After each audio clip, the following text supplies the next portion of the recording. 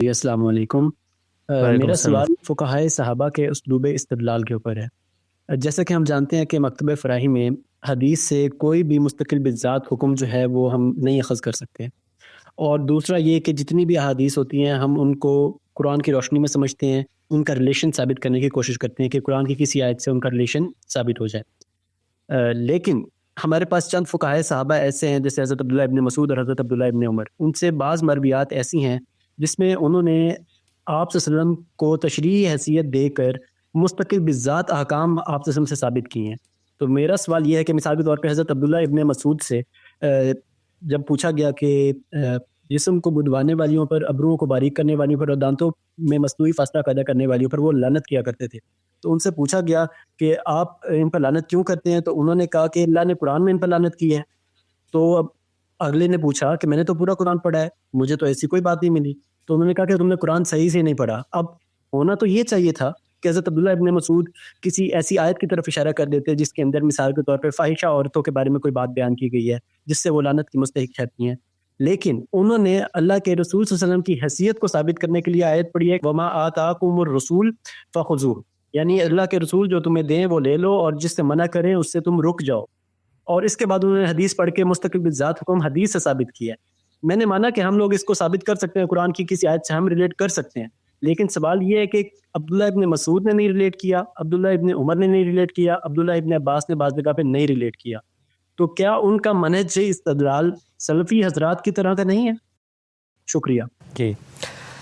دیکھیے، اس سوال کو بڑی تفصیل سے ہم نے ایڈریس کیا ہے۔ حدیث کیا ہے میں 23 اعتراضات کی جو سیریز ہے وہاں پر یہ روایت بھی زیر بحث آئی ہے اور اس پر تفصیلی موقف آپ وہاں جان سکتے ہیں۔ میں اصولی چیزوں کی طرف اشارہ کر دیتا ہوں۔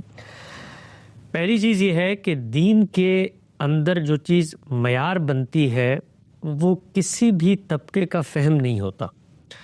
وہ قرآن مجید کے اندر بیان کردہ اصول اور احکامات ہوتے ہیں۔ یہ اصول اور پرنسپلی آپ پہلے اس بات کو سمجھیں، اور اگر اس بات پر کوئی اختلاف ہے تو اس اختلاف کو سامنے لے کر آئیں۔ صحابہ کا فہم، فقہائے صحابہ کے توضیحات، فقہائے صحابہ کے مختلف استنباط، فقہائے صحابہ کی مختلف تفاسیر، دین کی شرح و وضاحت میں ان کی حیثیت کیا ہوتی ہے، اس کو آپ اصول فقہ کی کتابوں میں بھی پڑھ سکتے ہیں اور اصول تفسیر کی کتابوں میں پڑھ سکتے ہیں۔ سب سے پہلی چیز جس کو ذہن نشین کرنا چاہیے ہے وہ یہ کہ صحابہ اکرام دین کے فہم میں کوئی بھی بات کرتے ہیں، وہ بات کے لیے وہ خود پابند ہے کہ دین کا جو سورس ہمارے پاس موجود ہے وہ اس کو کوالیفائی کرے۔ یہ اصولی بات ہے اور یہ اس قدر اہمیت کی بات ہے کہ اس کو اگر آپ اصول میں نہیں سمجھتے تو اس کا مطلب یہ ہے کہ آپ کے نزدیک دین کا جو ماخذ ہے، دین کا جو ریفرنس ہے، دین کا جو سورس ہے، وہ قرآن اور سنت صرف باقی نہیں رہتے، اس کے بعد قرآن ہے،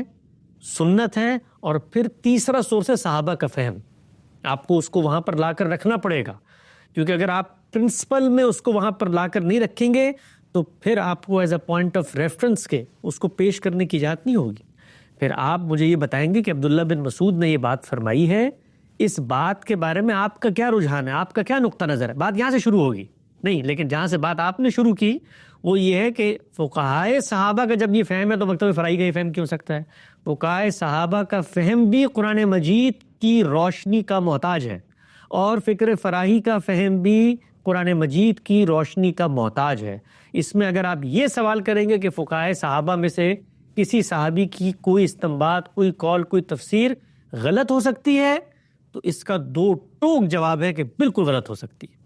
قرآن مجید نے یہ معصومیت روئے زمین پر کسی دوسری ہستی کے ساتھ منسلک نہیں کی کہ مذہب اسلام کی توضیح و تشریح، شرح و وضاحت، تفہیم و تبیین، اطلاقات کے اندر اس کی تعیین، مماثل صورتحال پر اس پر عمل درآمد میں کوئی شخص غلطی نہیں کر سکتا۔ یہ استثناء کہیں بیان نہیں ہوا، اگر بیان ہوا ہے تو سب سے پہلے فقہائے صحابہ کی معصومیت کی وہ آیت پڑھیں کہ جس کے اندر اللہ تعالیٰ نے یہ فرمایا ہو کہ میرے پیغمبر کی جو قوم ہے وہ جب میرے دین پر عمل درآمد کرے گی،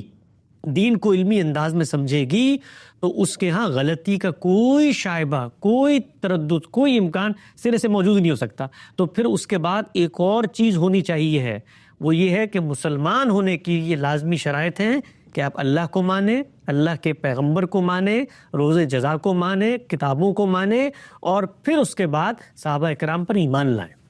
یہ کہنا پڑے گا ہمیں۔ اگر آپ یہ نہیں کہیں گے تو اس وقت تک ہر بحث جو ہوگی صحابہ اکرام کے ارشادات کے اوپر، وہ انسانوں کے ایک بہت ہی سدودہ صفات، قدسیوں کے اس گروہ میں کھڑے ہوئے ان بزرگان دین کے فہم کو زیر بحث لا کر ہوگی، لیکن وہ حیثیت بشری میں ہوگی۔ اس کے ساتھ کوئی تکوینی خدا کی طرف سے کوئی سنت یا اس کا اطلاق آپ نہیں کر سکتے۔ یہاں تک میں آگے بڑھ کے کہتا ہوں کہ رسالت مآب صلی اللہ علیہ وسلم نے قانون اتمام حجت کے تحت جو شریعت اسلامی کے اندر پیغمبروں کے ساتھ مخصوص قانون دیا گیا ہے، اس کی روشنی میں صحابہ اکرام کو بعض اقدامات کی ہدایت کی ہے۔ اس اقدامات کی ہدایت کو صحابہ اکرام اور سنت اللہ کی روشنی میں وجود پذیر کرنے نکلے ہیں سرحدوں سے، وہاں پر بھی وہ انسان کی حیثیت سے کھڑے ہیں، وہ پیغمبر نہیں ہے، وہ اس خدائی سنت کے اطلاق میں بھی غلطی کر سکتے ہیں۔ الحمدللہ انہوں نے اس باب میں کوئی غلطی نہیں کی۔ تو یہ پہلی چیز جو ہمارے ہاں بہت غلط فہمیوں کا باعث بنتی ہے، اور جس کو آج کے دور میں سلفی حضرات نے ایک دوسری معراج تک پہنچا دیا ہے، جن کے ہاں روایت دین کے فہم میں اصل کی حیثیت رکھتی ہے۔ قرآن کو اس کی روشنی میں دیکھا جائے گا، سنت کو اس کی روشنی میں دیکھا جائے گا، دینی اختلافات کو اس کی روشنی میں دیکھا جائے گا، اور روایت مشتمل ہے خبر احاد اور صحابہ اکرام کے آثار پر۔ خود صحابہ اکرام، یہاں پر میں عرض کرنا چاہتا ہوں، خود صحابہ اکرام اپنے فہم اور اپنے دینی تصورات کو کبھی اس حیثیت سے بیان نہیں کرتے۔ آپ صحابہ اکرام کے مابین جو علمی امور میں اختلافات ہیں ان کا جائزہ لیں۔ ایک صحابی کھڑے ہو کے دوسری صحابی کے کسی علمی اجتہاد پر یا قرآن مجید کی تفسیر و توضیح شرح و وضاحت پر اسی نوعیت سے اختلاف کر رہا ہے، تو اگر آپس میں ایک دوسرے کے لیے وہ حجت نہیں بنتے، محض ان کی منصبی حیثیت، تو یہ دین کی شرح و وضاحت اور دین کے فہم میں حجت قاطع کی حیثیت سے کیسے کھڑے ہوں گے؟ یہ پہلا اصولی سوال ہے جو میں آپ کی خدمت میں رکھنا چاہتا ہوں۔ اس سوال کا اگلی بات سے کوئی تعلق نہیں ہو۔ اگلی بات عبداللہ بن مسعود کی بالکل دین کے مطابق ہے، بالکل قرآن کے مطابق ہے، بالکل رسالت مآب صلی اللہ علیہ وسلم کے اسوہ کے مطابق ہے، اس کی میں شرح و وضاحت کرتا ہوں۔ لیکن اس چیز کو بطور اصول اپنا لیں۔ اگر مثال کے طور پر وہ کیٹیگوریکلی یہ بات کہتے، مثال کے طور پر روایت میں یہ بات آ جاتی اور ان سے کوئی پوچھتا کہ قرآن مجید میں تو یہ نہیں ہے، اور وہ آگے سے کہتے کہ قرآن مجید میں حلت و حرمت کا جو نقشہ بیان ہوا ہے اس سے علیحدہ، اس سے مختلف، اس سے بالکل الگ، انڈیپینڈنٹلی ہم رسالت مآب صلی اللہ علیہ وسلم کو یہ حیثیت دیتے ہیں کہ وہ مستقل بالذات دین ہمیں قرآن و سنت کے علاوہ دیں۔ اگر یہ چیز نقل ہوتی اس روایت میں، تب بھی میں یہی بات کرتا کہ سیدنا ابن عباس نے یا عبداللہ بن مسعود نے یا کسی صحابہ نے میں سے کسی نے اگر یہ بات کہی ہے تو یہ قرآن مجید کی روشنی میں کوالیفیکیشن کا تقاضا کرتی ہے۔ یہ اصولی موقف ہے اس روایت پہ۔ جہاں تک روایت کا تعلق ہے، یہ میں آپ کو بطور ایک طالب علم کے جس نے روایات پر 8-10 سال اپنی جوانی کے گھلائے ہیں، کام کیا ہے رسالت مآب صلی اللہ علیہ وسلم کے علم و عمل کے ذخیرے کے اوپر، بتانا چاہتا ہوں کہ کبھی روایات کے اندر پورا کا پورا جو پس منظر ہے، پوری کی پوری جو سچویشن ہے، وہ نقل ہی نہیں ہوتی۔ یہ میں تجربے کی بنیاد پہ کہہ رہا ہوں۔ اور یہ کیسے پتہ چلتا ہے ہمیں؟ اس لیے کہ خود روایات کے ذخیرے کا جب ہم جائزہ لیتے ہیں تو ہمیں باقی جگہوں پر اتنی معلومات ملتی ہے اسی ایونٹ سے متعلق، اسی واقعے سے متعلق، انہی افراد سے متعلق، جن کو اگر جوڑ کر واقعے کا تجزیہ نہ کیا جائے تو سرے سے واقعہ سمجھ میں نہیں آتا، واقعے کے اطلاقات سمجھ میں نہیں آتے، ان لوگوں نے جو تبصرے کیے ہیں ان کی حقیقت سمجھ میں نہیں آتی۔ تو اس کو ہم بطور اصول کے بیان کرتے ہیں، اور محدثین بھی بیان کرتے ہیں کہ احادیث باب کو ہمیشہ نگاہ میں رکھنا ہے۔ کوئی واقعہ ہوا ہے تو اس میں کچھ عقلی مضمرات اور تقاضے آپ نے شامل کرنے ہیں کہ بھائی یہ چیزیں ہونی چاہیے، وہاں پر یہ ہوئی ہوں گی تبھی تو یہ کہا ہوگا، تو یہ بات پیش نظر رہنی چاہیے۔ اب اس معاملے کو دیکھیے، ایک شخص آیا ہے، اس نے ایک متعین اطلاقی معاملے میں ایک صحابی سے یہ کہا ہے کہ اس میں کیا حکم ہے، اطلاقی معاملہ ہے، ظاہری بات ہے اس معاملے کا قرآن مجید میں کوئی ذکر، وہ شخص ہے کون شخص ہے؟ وہ کوئی علماء میں سے عالم ہے، وہ کوئی بدو ہے، وہ کوئی عرابی ہے، وہ کوئی نو مسلم ہے، وہ ہے کون؟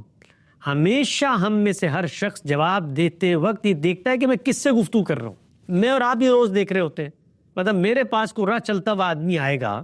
اور آ کر کسی دین کے مسئلے میں سوال پوچھے گا تو میں اس کے فہم اس کے عقل، اس کے منصب، اس کے علم کی رعایت سے جواب دوں گا، ایک بات۔ دوسری بات یہ ہے کہ جو جوابات میں دوں گا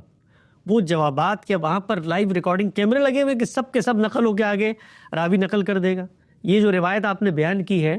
یہ روایت خود وہ شخص بیان نہیں کر رہا جس کے ساتھ یہ معاملہ ہوا ہے، ایک دوسرا راوی بیان کر رہا ہے۔ اس کا مطلب یہ ہے کہ اس نے جا کر بتایا ہوگا کسی کو کہ بھئی آج میں نے عبداللہ بن مسعود سے سوال کیا تھا، انہوں نے جواب دیا۔ تو پہلی بات تو یہ کہ عبداللہ بن مسعود پر اس کی کوئی ذمہ داری آتی نہیں ہے، اس لیے کہ ان کی نسبت سے ایک بات کہی جا رہی ہے۔ خود عبداللہ بن مسعود یا عبداللہ بن عباس، یہی باقی صحابہ جتنے اس طرح کی روایت نہ، وہ خود نہیں بتا رہے ہوتے کہ میں نے یہ کہا ہے، ان کی نسبت سے کوئی شخص بات بیان، تو اس شخص نے جس نے بات بیان کی ہے، متفق علیہ بات ہے کہ روایت بالمعنی کے اصول پر ہوتی ہے، نہ الفاظ کے لیے وہ تحدید اور قیود کے پابند ہوتے ہیں، نہ وہ پوری بات نقل کرتے ہیں۔ اب ایک شخص آ گیا، اس نے ایک بات پوچھی، اس پر ایک صحابی نے تبصرہ فرمایا کہ بھائی اللہ کے پیغمبر نے منع کیا ہے۔ اس شخص نے یہ سوال کیا کہ قرآن مجید میں یہ ہے، تو یہ سوال یہ بات بتاتا ہے کہ وہ شخص اس پہلی بات کو سننے کے بعد تردد میں مبتلا ہے کہ پیغمبر کی کیا حیثیت ہے، بھائی وہ یہ بات بتائے، یہ بات تو قرآن مجید میں لکھی ہونی چاہیے۔ تو جو شخص آج میرے سامنے آ کر کسی اطلاقی مسئلے میں یہ بات کرے گا، کسی مسئلے میں، مثال کے طور پر وہ سود کے مسئلے میں کوئی سوال کرتا ہے اور مجھے پتہ ہے رسالت پاک صلی اللہ علیہ وسلم نے اس پہ فیصلہ فرمایا ہوا ہے، یا وہ مجھ سے پوچھتا ہے کہ پھوپھی اور بھتیجی اور خالہ اور بھانجی کو جمع کیا جا سکتا ہے، مجھ سے آ کر آج کسی لائیو ٹرانسمیشن میں سوال ہو جاتا ہے، تو میں اس کا جواب دوں گا بالکل نہیں کیا جا سکتا، اللہ کے پیغمبر نے منع کیا۔ وہ اگلی بات اگر یہ پوچھے نا کہ قرآن مجید میں کہاں لکھا ہوا ہے، تو میں اس موقع پر اپنے اس اطلاقی فہم کا ریلیشن قرآن سے بیان نہیں کروں گا، میں اس موقع پر اس شخص کے سوال کی رعایت سے یہ بھانپ جاؤں گا کہ یہ کوئی دوسری بات کرنا چاہ رہا ہے، یہ چاہتا ہے کہ تمام کے تمام معاملات دین کے اندر جو بیان ہوئے ہیں وہ قرآن مجید کی نص میں مکتوب ہونے چاہیے، اور پیغمبر کی نسبت سے اگر کوئی چیز ہم تک پہنچی ہے اس کی حجیت کو یہ نہیں مانتا۔ تو میں وہاں پر یہ بحث نہیں کروں گا کہ دیکھو یہ قرآن مجید میں اصول بیان ہوا ہے کہ دو بہنوں کو جمع کیا جا سکتا ہے، نہیں، میں وہاں پر ایک دوسری آیت پڑھوں گا اور میں کہوں گا کہ فَلَا وَرَبِّكَ لَا يُؤْمِنُونَ حَتَّى يُحَكِّمُوكَ فِي مَا شَجَرَ بَيْنَهُمْ ثُمَّ لَا يَجِدُوا فِي أَنفُسِهِمْ حَرَجًا۔ تم قرآن مجید کی بات کرتے ہو، تم نے قرآن مجید میں یہ نہیں پڑھا کہ پیغمبر جب کسی معاملے میں فیصلہ کر دیتے ہیں تو پھر کسی شخص کو ادنا انحراف کی اجازت نہیں ہوتی، اور اگر کوئی شخص اس فیصلے سے انحراف کرے تو قرآن مجید یہ قسم کھا کے کہتا ہے کہ وہ مومن نہیں ہو سکتا۔ تو تم یہ سوال کیسے کر رہے ہو کہ مثال کے طور پر یہ بات تو قرآن مجید میں نہیں ہے، پیغمبر کی نسبت سے میں تمہیں بتا رہا ہوں، یہ ہو کیسے سکتا ہے؟ اب دیکھیے، یہ وہ اومیشن ہے، یہ وہ معذوف ہے جو اس کلام کے اندر ہر صحابی کے پیش نظر، ہر عالم کے پیش نظر ہوتا ہے، جو اس موقع پہ بیان کرنے کا نہیں ہوتا۔ یہ ہو کیسے سکتا ہے کہ پیغمبر خلاف دین کوئی چیز ارشاد فرما دے اور میں تمہیں بیان کروں؟ تو یہ صورتحال ہوتی ہے، یہ کانٹیکسٹ ہوتا ہے جس میں صحابہ اکرام رسالت پاک صلی اللہ علیہ وسلم کے اطلاقی تبصروں کو بیان کر رہے ہوتے ہیں، اور لوگ آ کر جواباً یہ پوچھتے ہیں۔ دیکھیے اس موقع پر کیا ہوا ہے، اس کی ایک اور بڑی اچھی مثال ہے، خود رسول اللہ صلی اللہ علیہ وسلم نے اس کو واضح کر دیا۔ خیبر کے موقع پر یہ جو بڑی مشہور روایت سنائی جاتی ہے کہ ایک وقت آئے گا، لوگ تکیے لگا کے بیٹھے ہوئے ہوں گے اور ان کے سامنے میرے اوامر اور نواہی پیش کیے جائیں گے، اور وہ کہیں گے کہ ہم نے تو قرآن مجید میں یہ کہیں نہیں پائے، تو میں تمہیں بتاتا ہوں کہ جو قرآن دیا گیا اسی کی مثل یہ سب کچھ میں دے رہا ہوں۔ یہ روایت آپ نے سنی ہوگی، اور عام طور پر لوگ اس کے اطلاقات کرتے ہیں، ہم جیسے لوگوں پر بھی نعوذ باللہ جو روایت کو اس جگہ پر رکھتے ہیں قرآن مجید کی روشنی میں کہ جس کی حقیقت واضح ہو جانے کے بعد کسی شخص کے لیے اس سے انکار ایمان کے خاتمے کا باعث بن جاتا ہے۔ تو وہاں پر بھی کیا ہوا، اگر آپ اس واقعے کی پس منظر کو جا کے اچھا روایتوں کی کتابوں میں دیکھیں تو صرف یہی بات نقل ہوئی ہے، اتنی ہی بات ہے